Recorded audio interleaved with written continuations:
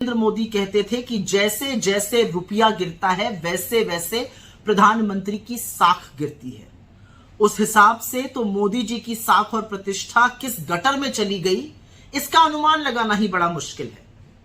26 मई 2014 को जब प्रधानमंत्री पद की शपथ ली नरेंद्र मोदी जी ने, तो रुपया 58 रुपए 86 पैसे था प्रति डॉलर।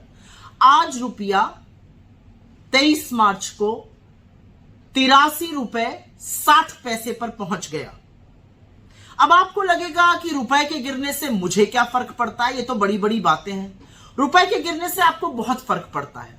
रुपए के गिरने का मतलब क्या है कि जो चीज पहले 60 में आ सकती थी अब वो 84 में आती है। मतलब जिस चीज के लिए आपको $1 खरीदने के लिए 60 रुपए देने पड़ते थे, अब उसके लिए 84 रुपए देने पड़ रहे हैं। तो हर वो सामान जो हम आयात करते हैं उसका बिल बढ़ेगा।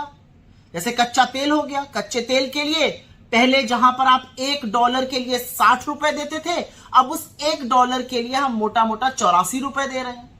तो जब वो बढ़ेगा तो यहां पर भी कीमतें बढ़ेंगी। जब यहां पर कीमत पेट्रोल डीजल की बढ़ेगी, और क्योंकि डीजल से ही ज्यादातर ढुलाई का काम होता है, सब्जी, फल, अंडे, सामान इत्यादि सब महंगा होगा। जब महंगाई बढ़ेगी तो आरबीआई जो है वो रेट बढ़ाएगी महंगाई को कंट्रोल करने के लिए। जब रेट बढ़ेगा तो ईएमआई बढ़ेगी।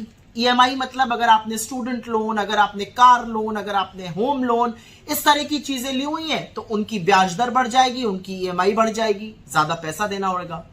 तो रुपए का कमजोर होना अर्थव्यवस्था का कमजोर होना और देश के कमजोर होने पर है।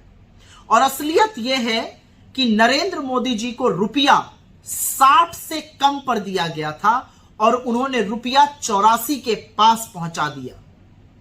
मुझे लगता है कहीं पेट्रोल की तरह शतक लगाने के बाद रुपए में भी तो सेंचुरी लगाने का अंदेशा नहीं है। और कुछ नहीं तो मुख्यमंत्री रहते अपनी ही बात सुन लें। जैसे जैसे रुपया गिरता है प्रधानमंत्री की